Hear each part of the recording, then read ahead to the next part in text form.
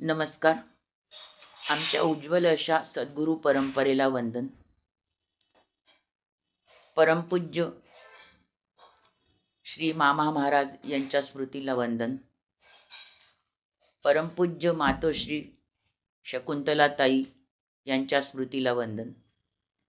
परमपूज्य श्री दादा महाराज यांच्या चरणी वंदन, ज्यांच्याच प्रेरणेने मी चक्रवर्ती लिहिली नव्हे, माझ्याकडून ती लिहिली गेली. आज श्री दत्त सप्ताहाच्या या पावन दिवसामध्ये चक्रवर्तीबद्दल 4 शब्द मला बोलायचे आहेत. चक्रवर्तीबद्दलच पुन्हा वळून चक्रवर्तीचा प्रवास पुन्हा नव्याने निहाळायचा आहे, याचा मला आनंद होतो. सुरुवातीला मला प्रथम असं एक मजेशीर योगायोग असा आठवतो की मी आणि माझी धाकटी बहीण आम्ही पुण्याला गेलो असताना माऊलीमध्ये सद्गुरुदादांच्या दर्शनाला गेलो. आम्ही रांगेमध्ये बसलो होतो आमच्या नंबरची वाट पाहण्यामध्ये. आम्हाला सद्गुरुदादांनी पाहिलं आणि आम्हाला आधी बोलावून घेतलं. आणि मी दादांना हे विचारायला गेले होते, पुण्यात आलीच होते म्हणून, की माझ्या लेखनामुळे माझ्याकडून साधना नीट होत नाही. मी सकाळी उठून ज्यावेळेस साधना करायची असते त्यावेळेपासूनच लिहायला बसते. माझे मिस्टर ऑफिसला जायचे, त्यांचं करायचं, असे मध्ये मध्ये ब्रेक्स घेऊन मी लिहायची ते 11 11:30पर्यंत. तर मला साधनेला वेळ मिळत नाही. तर माझ्या डोक्यातनं माझं हे लिखाणच काढून टाका माझ्या डोक्यातलं हे लिखाणाचं वेळ, असं असं सांगण्यासाठी, अशी विनंती करण्यासाठी मी दादांना भेटायचं ठरवून आले. मी बोलण्याच्या आधीच दादा मला म्हणाले की मी तुम्हाला एक विनंती करतोय. सद्गुरू मला विनंती करतायत. यांनी मला कसं तरीच वाटलं. म्हटलं, विनंती कसली करता आपण, सांगा, आपली आज्ञा मी मानेन. तर ते म्हणाले की तुम्ही सद्गुरू मामांच्या जीवनावरती एखादी कादंबरी लिहून द्याल का? मी तुमचं लेखन वाचलं आहे आणि तुमची शैली त्याला अत्यंत अनुकूल आहे. तर मी नाही म्हणण्याचा प्रश्नच नव्हता. मी त्यांना म्हटलं की हो, मी प्रयत्न करीन. पण प्रत्यक्षामध्ये आणि मला काही पुस्तकं त्याच्यासाठी वाचावी लागतील, तर दादा आपण ती द्याल का? तर ते म्हणाले हो, मी देईन. पण प्रत्यक्षात त्यांनी तशी पुस्तकं मला दिली नाही. माझा शोध मीच घ्यावा असं त्यांना वाटत होतं आणि तो मीच घेतला. पण का कोण जाणे 3 वर्ष झाले तरी माझ्याकडून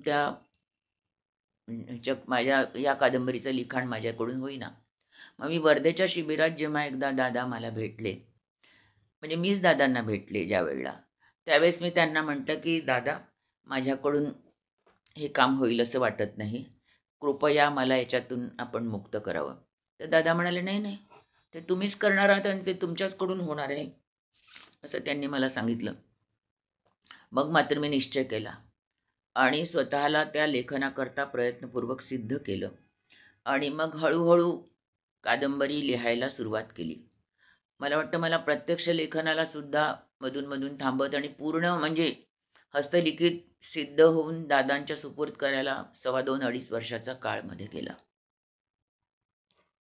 आणि असं म्हणजे जी माझ्या डोक्यातलं लेखन काढा हे सांगायला मी दादा गेले आणि दादांनी मला लेखनातच अडकवलं. या गमतीशीर योगायोगाची मला मोठी मजा वाटते. मला परमपूज्य मामांबद्दल खरं म्हणजे पहिलेपासून काहीच माहिती नव्हतं. माझा भाऊ भिलाईला राहत होता. तो तिथल्या स्टील प्लॅन्टमध्ये इंजिनियर होता आणि तो मधून नागपूरला यायचा. त्यावेळेस मी पण नागपूरला आले होते. मी अकोल्याला राहत होते त्यावेळेला आणि मी त्यावेळेस नागपूरला अशी आली होती की दर 15-15 दिवसांनी मी नागपूरला यायची की माझ्या सासूबाईंच्या पोटऱ्यांच्या शिरेमध्ये पाणी भरायचं, तर ते काढावं लागायचं. त्या नागपूरला एकट्याच राहत होत्या आणि एक बाई होती सोबतीला दिवस रात्रीची त्यांच्यासोबत. तर मी यायची आणि त्यांना दवाखान्यात, तिथे एक नागरिक सहकारी रुग्णालय म्हणून नागपूरला होतं त्यावेळेला, तिथे घेऊन जायची, त्यांच्या शिरेतलं पाणी काढायची आणि पुन्हा 4 वाजताच्या मेलनी पुन्हा अकोल्याला जायचे. अकोल्याला माझे मुलं लहान होते. माझे पती तिथे जॉब करत होते अकोल्याच्या मिलमध्ये आणि माझे सासरे पण तिथेच माझ्याकडे होते. तर अशा मला तिकडे घरचे वेध लागले होते सगळे. परंतु माझा भाऊ आला आणि म्हणे, "चल, चल." आणि इथे म्हणे जोशी मंगल कार्यालयामध्ये नागपूरलाच म्हणे सद्गुरू मामांचं प्रवचन आहे, चल लवकर म्हणे तू. तर मी म्हटलं, "पण अरे मला अकोल्याला जायचं आहे, तिकडे घरी सगळी माझी वाट पाहतात आहेत, मी अशी अशी आली होती." "नाही, नाही, नाही, ते सगळं काही नाही म्हणे, मी करीन म्हणे घरी फोन तुझ्या." आणि मग तो मला घेऊन गेला. आता तिथे गेल्यावरती माझं तर अर्ध लक्ष अकोल्याला माझ्या घराकडे होतं आणि मग तिथे बसल्यावरती माझं प्रवचनाकडे लक्षच लागलं नाही. सद्गुरू मामा समोर बसले होते, पण त्यांच्याकडे मी थोडंसं पाहिलं, ती व्यक्ती निराळीच आहे असं मला वाटलं. आणि मग काहीतरी त्यांच्याकडे अद्भुत असं होतं त्या दर्शनामध्ये, असंही मला वाटलं. पण मी तिथे माझं लक्ष केंद्रित न करता इकडे-तिकडे असं पाहायला सुरुवात केली, तर मोठी-मोठी माणसं बसली होती तिथे. अना देशपांडे होते, त्यांचा स्वतःचा ज्ञानेश्वरीचा अभ्यास होता. अशी अनेक माणसं होती तिथे. इकडेच माझे लक्ष गेलं, की कोण मोठं आहे आणि कसं तल्लीनतेने ऐकत आहेत. आणि ते इतक्या तल्लीनतेने ऐकत आहेत, तर खरोखर समोरची व्यक्ती महान असली पाहिजे आणि ती मोठं चांगलं सांगत असली पाहिजे, असं म्हणून मी पण प्रवचनाकडे लक्ष द्यायचा प्रयत्न केला. आणि मग एका क्षणी त्या प्रवचनाने मला आपल्यामध्ये वेढून घेतलं आणि मी पूर्णपणे त्या प्रवचनमय झाली. प्रवचन सेवा, सेवा हा शब्द मी तिथे नव्याने ऐकली, नव्याने शिकली.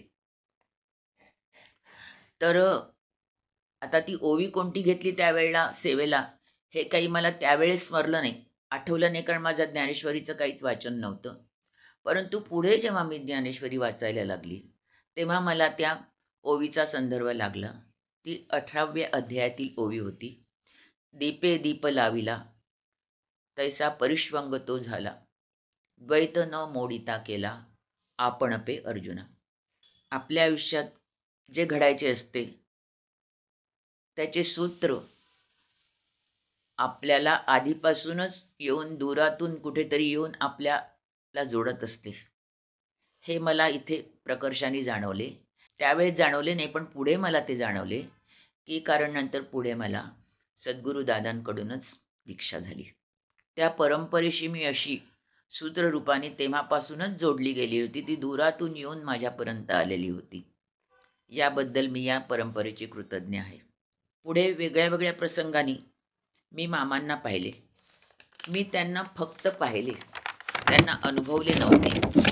कारण ती अनुभूती यायला मला अजून अवकाश होता. पुढे मला श्री दादा महाराजांकडून दीक्षा झाली आणि माझी साधना सुरू झाली. चक्रवर्तीमध्ये एका ठिकाणी मी असं लिहिलं आहे, की परमपूज्य सद्गुरू श्री मामा, परमपूज्य सद्गुरू दादांना असं म्हणतात, की मी तुला ज्ञानेश्वरी दिली. म्हणजे ज्ञानेश्वरीतील गूढ ओव्या कळण्याची दृष्टी दिली, असा त्याचा अर्थ होता. ज्ञानेश्वरीच्या गूढ ओव्या या शक्तिपाताच्याच आहेत, असं परमपूज्य श्री दादांनीच एके ठिकाणी लिहिलेलं मी वाचलेलं होतं आणि ते मला त्या ठिकाणी ते आठवलं. ही कादंबरी लिहिताना दादांनी मला एक सूचना केली होती, की सत्याचा आधार या कादंबरीला आहे, कारण परमपूज्य मामांचं चरित्र हे सगळं तसं घडलेलंच आहे. परंतु तुम्ही कादंबरी लिहत आहात, ते चरित्र नाही या, तर कादंबरीला कल्पिताचंही मिश्रण असावं लागतं. आणि हे दादांना माहिती, ललित लेखनाचा हा महत्त्वाचा नियमच आहे, की कादंबरीत ललित लेखनामध्ये सत्याचा आधार जरी असला, तरी ते सत्य, वास्तव आणि कल्पित यांचं रंग मिश्रण असंच असतं. ते असंच असायला पाहिजे, तरच त्या कादंबरीला, त्या ललित लेखनाला रंग येतो.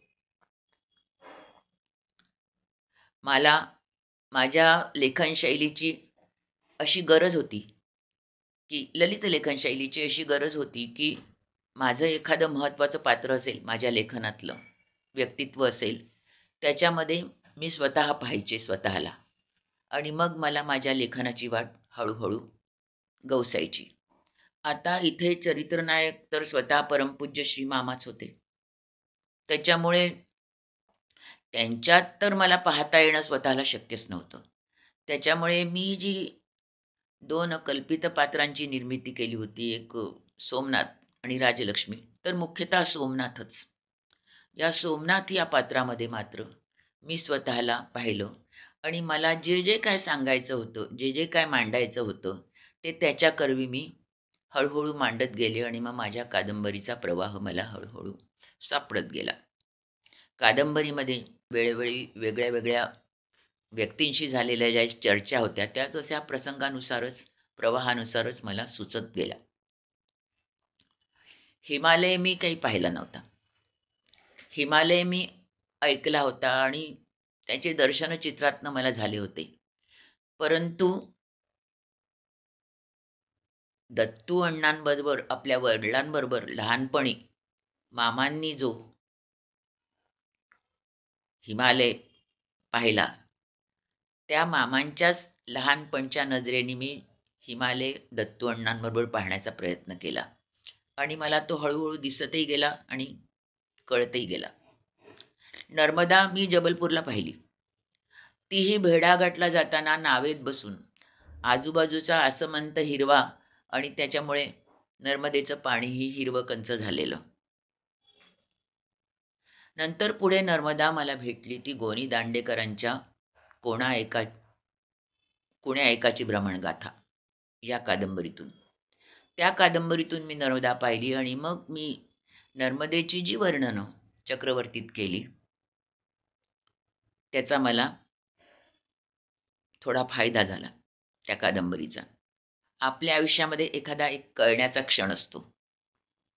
तो मला कसा आला हे सांगणं, तो सुद्धा मला मामांमुळेच आला. परमपूज्य मामा एकदा भिलाईला आले होते. तेव्हा माझा भाऊ त्यांच्या प्रवचनाला गेलेला त्यांना दिसला नाही. नेहमी मामा भिलाईला जायचे तेव्हा माझ्या भावाकडेच उतरायचे. पण यावेळेस ते वेगळ्या कारणाने आले होते. ते दुसरीकडे उतरले होते आणि प्रवचन होतं त्यांचं. तर माझा भाऊ आलेला दिसला नाही म्हणून त्यांनी चौकशी केली, की तो आलेला नाही आहे. तर मग लोकांनी त्यांना सांगितलं, की त्यांची पत्नी ही कॅन्सरनी आजारी आहे आणि ती हॉस्पिटलमध्ये आहे. तेव्हा मामा प्रवचन झाल्यावरती त्यांना जसा वेळ मिळेल तसा तेव्हा ते हॉस्पिटलमध्ये आले माझ्या भावाला भेटायला आणि त्याच्या पत्नीला भेटायला. आता मामा आले, मी तेव्हा तिथेच होती. त्याच्यामुळे मी माझ्या भावाला म्हटलं, "अरे त्यांना विचारणं, ते आता अनायासे आलेच आहेत तर वहिनीच्या तब्येतीबद्दल विचारणं." तर मी काय म्हणते आहे हे मामांनी माझ्या भावाला विचारलं. तर तो म्हणाला, की ती म्हणते आहे, की तिच्या तब्येतीबद्दल, पत्नीच्या तब्येतीबद्दल मामांना विचार, तुम्हाला विचार, असं ती म्हणते. तर मामांनी उत्तर दिलं, की तुझी साधना होईल. तब्येत कशी होईल, चांगली होईल की राहील की नाही, ती अत्यवस्था चांगली नव्हतीच तब्येत तिची. तर ते त्यांनी नाही सांगितलं. परंतु त्यांनी तुझी साधना होईल असं जेव्हा माझ्या भावाला सांगितलं, तेव्हा तो माझ्या कळण्याचा क्षण होता, की सुख-दुःख तर ही आयुष्यात येतात आणि जातात. परंतु त्याच्याकडे बघणार, त्याच्याकडे तटस्थपणे बघणं आपल्याला शिकायचं असतं आणि हीच खरं म्हणजे साधना असते. निर्ममतेने आपल्याला आपल्या सुखदुःखाकडे बघता यायला हवं. वेगळ्या प्रसंगाने मी मामांना नंतर पाहिलं. माझ्या माहेरी मामा एकदा जेवायला आले होते. तेव्हा मी पण नागपूरला होते आणि माझ्या आई आणि काकूबरोबर सोवळ्यानं स्वयंपाक केला आणि मी मामांना सोवळ्याने वाढलंही होतं. नंतर मामा तिथेच सतरंजी टाकून हॉलमध्ये सगळे मामा झोपले होते आणि त्यांच्या बाजूला माझा धाकटा मुलगा, तो इंजिनिअरिंगच्या पहिल्या वर्षाला होता. तो तिथे निजला होता. तर त्याला मामांनी निजण्याच्या आधी विचारलं, "अरे काय करतोस तू?" त्यांनी सांगितलं, "असं असा इंजिनिअरिंग कॉलेजच्या पहिल्या वर्षाला आहे मग कसं काय चालू आहे? नाही म्हणे, मला ते इंजिनिअरिंग ड्रॉइंग काही समजत नाही, त्याच्यामुळे कळत नाही, त्याच्यामुळे मी त्याच्यातच सारखा-सारखा नापास होतो आहे म्हणे. 2-3दा नापास झालो, असं त्यांनी सांगितलं. अरे सोपं आहे ते, असं म्हणून मग मामांनी कसं ते सोपी आहे इंजिनिअरिंग ड्रॉइंग हे त्याला सांगितलं. आणि त्याच्यानंतर काय योग, तर माझा मुलगा त्याच्यानंतर चांगला पास होत गेला त्या इंजिनिअरिंग ड्रॉइंगमध्ये. मग त्याला काही अडचण नाही आली. आणि मग तो त्यांच्या शेजारी बाजूला निजला. तेही निजले. नंतर चहा-पान काही जे झाल्यावरती माझ्या भावाने त्यांना त्यांच्या मुक्कामी पोहोचवून दिलं. तेव्हा माझा मुलगा म्हणाला, "अगं, ते एवढे मोठे व्यक्ती आहे, हे मला काही कधी माहितीच नाही. मी त्यांच्या शेजारी तू मला कशाला निजू दिलं?" असं तो म्हणाला. ते आम्हाला जरा हसायला आलं. मामांना असं म्हणतात, की अ, संत जे लोक असतात, चांगले संत, ते मुंगियेच्या स्वर्गीचा आलोच्या ऐके, मुंगियेचे मनोगत ओळखे, असं असतं. त्याचाही एकदा अनुभव आला. माझा 3-3.5 वर्षाचा अ, भावाचा मुलगा, भावाचा नातू, 3-3.5 वर्षाचा, खूप सक्त आजारी होता. त्याचा ताप उतरत नव्हता. म्हणून त्याला भिलाईहून फोन करून बोलावून घेतलं. तर मामाही त्यावेळेस भिलाईला होतं. ते म्हणे, "चल, मी पण येतो तुझ्या नातवाला पाहायला." म्हणून मग मामा त्याच्याबरोबर आले. सगळेजण तिथे बसले होते. मी नव्हते त्यावेळेला. पण माझी भाचीसून बसलेली होती. आणखीन बाकीचे लोकं होते. तर मामांनी एक पुडी दिली. त्यात अंगारा होता आणि म्हणे, "हे घे, त्याला लाव आणि थोडासा चाटव जिभेला." आता तिथे बसलेल्या व्यक्तींच्या, विशेषतः माझ्या भाचीसुनेच्या मनात आलं, की आता इतके सगळे डॉक्टर लोकं औषधं देतात आहेत, त्यांच्या आता अंगाऱ्यानेच काय होणार आहे? तिला मामा म्हणजे काय हे माहितीच नव्हतं. मामांच्या लगेच लक्षात आलं, तिच्या मनात काय आहे ते. नाही म्हणजे, "तू नुसता उशीखाली ठेवला तरी चालेल, असं काही आग्रह नाही," असं ते म्हणाले आणि ती एकदम चपापली. अरे, यांना हे सगळं माहिती आहे. मग मग त्याच्यानंतर पासून मात्र तिची मामांवरती श्रद्धा बसली. चक्रवर्तीमध्ये 2 सूत्र आहेत. हे मला सारखं जाणवत होतं. एक प्रवास आणि दुसरा प्रवाह. जसा प्रवाह, नदीचा प्रवाह तीरावरच्या वृक्षांना पोसतो, त्यांना मोठं करतो, गावागावांना जीवनदान देतो, शेतं पिकवतो, तशी नदी वाहत राहते. तसंच त्या वाहत्या नदीसारखं मामांचं जीवन होतं. ते जणू काही स्वतःसाठी जगतच नव्हते. आज मामांच्या जीवनचरित्रावरील चक्रवर्तीकडे पुन्हा बघताना तो प्रवास पुन्हा करताना जाणवते, हे सारे माझ्याकरता सद्गुरू कृपेनेच घडले होते. त्या अपाराशी मी जोडल्या गेले होते आणि मला या अनुभवातून पुन्हा जाताना खूप नवे ताजे स्पर्श झाले. ते ते लिखाण प्रथम करताना झाले नव्हते, किंवा तेव्हा माझी पूर्णपणे वाहत्या प्रवाहाकडे होती. माझी त्यावेळेसची आताची आस्वादक दृष्टी त्यावेळेस नव्हती. त्याच्यामुळे मला तो आस्वाद घेता येत नव्हता. तो आता मी घेत असते. मुख्य म्हणजे चक्रवर्ती लिहिताना आपण कोण? आपण कशाकरता जन्माला आलो? उद्देश काय आपल्या जन्माचा? हे प्रश्न मला पडले. मामांना तर त्यांच्या मातोश्रीनी वरदपिंड म्हणूनच घडवले. पण ते सगळे वाचताना, अनुभवताना मला आपले स्वतःचे अपुरेपण एकदम प्रकर्षाने जाणवले. आणि असंही वाटले, की हे अपुरी आहे. म्हणूनच ते उद्या कदाचित पूर्ण करण्याचा प्रयत्न माझ्याकडून होईल आणि तेच अधिक मानवी आहे.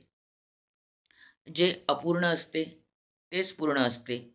आणि मग हे माझं जे वाटणं होतं, ते मी सोमनाथ या माझ्या काल्पनिक पात्रांकडून सांगण्याचा प्रयत्न केला, व्यक्त करण्याचा प्रयत्न केला. चक्रवर्तीमध्ये मामा सद्गुरू दादांना म्हणतात, "आपले जगणे म्हणजे एक रूपकच असते पोरा. आणि ते जगणे रूपक, ते जगणे ते रूपक मीही जगण्याच्या अंगानेच समजून घेत गेले. सोमनाथाच्या आयुष्यामध्ये सुद्धा त्याच्या संदर्भातच, जगण्याच्या संदर्भातच त्याने आपल्या आयुष्याचे रूपक जाणून घेतले आणि शेवटी असं दाखवले की त्याच्या चित्रामध्ये, सोमनाथांच्या चित्रामध्ये, दर्शनचित्रामध्ये मामांचं जे दर्शनचित्र त्यांनी केलं त्याच्यामध्ये सर्व होतं. करारी बाणा, फकीरी बाणा, सगळं होतं. साधुवृत्ती होती, अवधूती बाणा होता सर्व, परंतु एक करुणा नव्हती. त्याच्यामुळे त्याचं चित्र अपूर्ण वाटत होतं. पण शेवटी ती करुणा त्याला गवसली आणि ते चित्र त्याला परिपूर्ण करता आलं. म्हणजे ते अपूर्ण होतं म्हणूनच त्याला ते पूर्ण करता आलं आणि ते चित्र शेवटी त्यांनी दादांना दिलं, सद्गुरू दादांना दिलं. तर त्यांची दर्शन भेट म्हणून दिलं.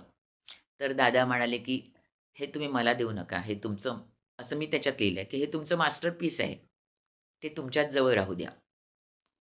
आणि ते चित्र पाहिल्यावरती दादांना भरून येतं असं त्याच्यात मी दाखवलं आहे. म्हणजे एका कल्पित पात्राकरवी मला अनेक गोष्टी सत्यापर्यंत नेता आल्या आणि सांगता आल्या. मला वैशाली खोले यांनी विचारलं की प्रथमपासूनच तुमचा आध्यात्मिक कल होता का? तर मी अध्यात्म असं वेगळं समजत नाही. तो आपल्या जगण्याचाच एक अविभाज्य भाग असतो असं मी मानते. चांगल्या गोष्टीचा आपण समंजस स्वीकार करतो आणि विपरीत गोष्टीचा त्याग करतो. तेच माझ्या मते अध्यात्म आहे. गुरुशिष्यांची अनेक रूपं मला या लेखनात समजून घेता आली. जे कळले त्याचे श्रेय मी सद्गुरू मामांना, सद्गुरू परमपूज्य दादांना, सद्गुरू परमपूज्य ताईंना देते.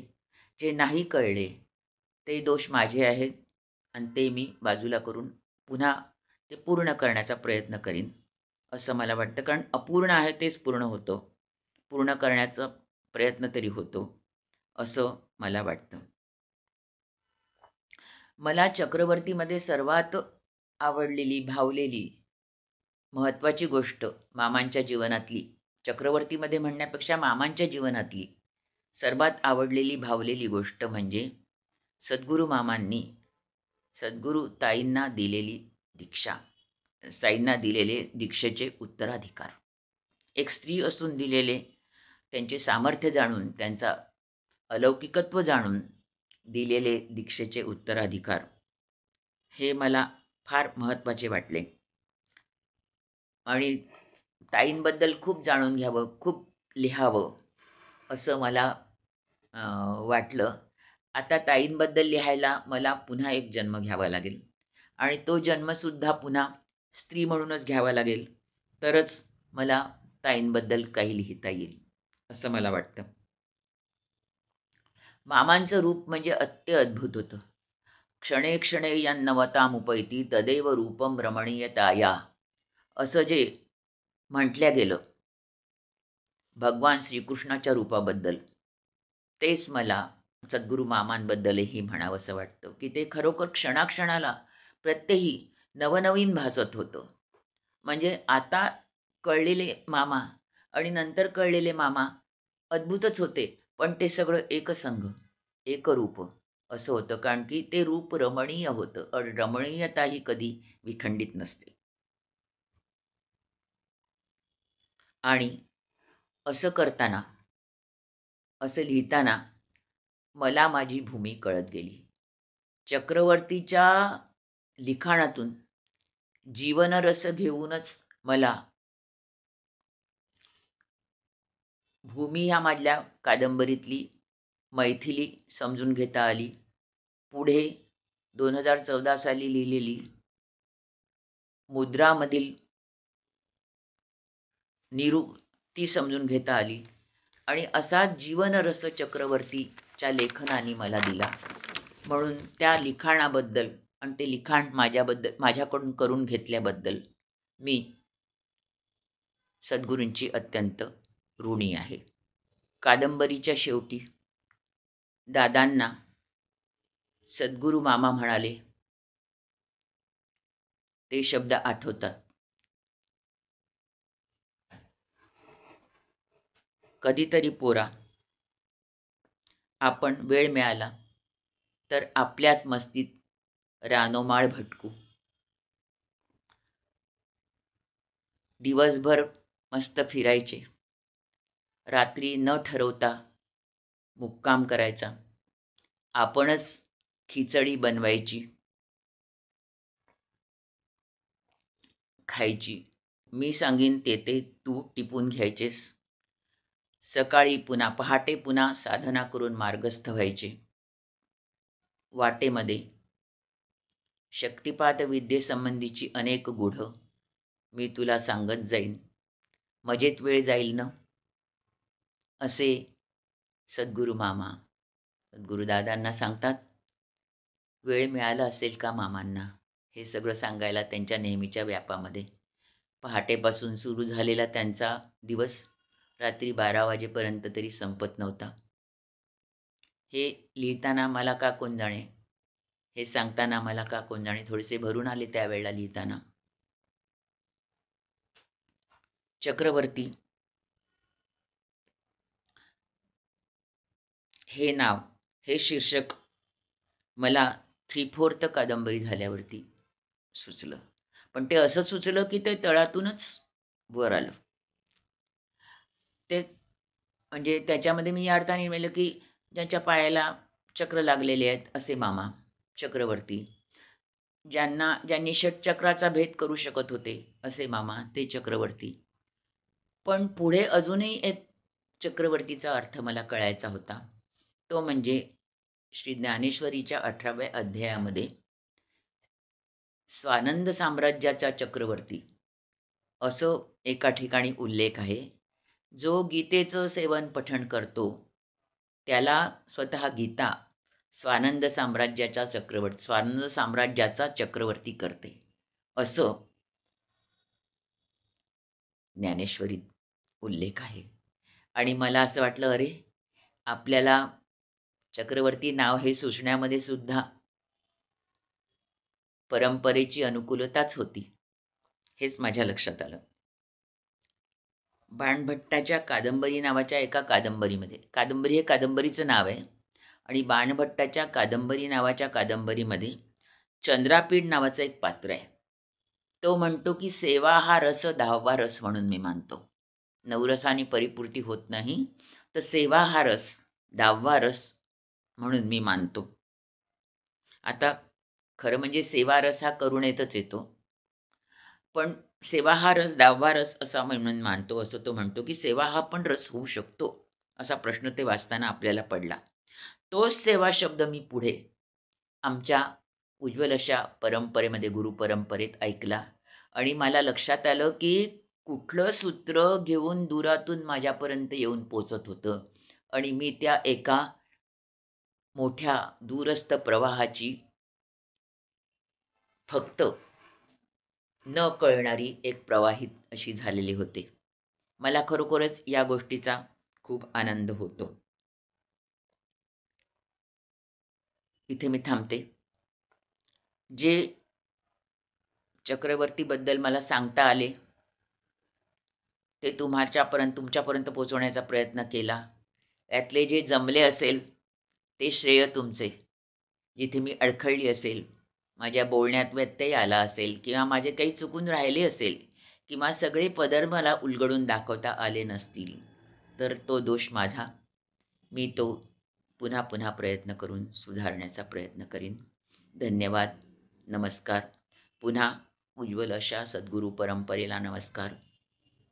सद्गुरू परमपूज्य मामा महाराजांना नमस्कार, त्यांच्या स्मृतीला वंदन.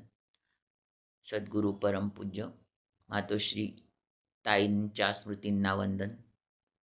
आणि परमपूज्य सद्गुरू श्री दादा महाराजांच्या चरणी मी नतमस्तक होते, आणि आजचे हे माझे चक्रवर्तीबद्दलचे बोलणे त्यांच्याच चरणी समर्पित करते.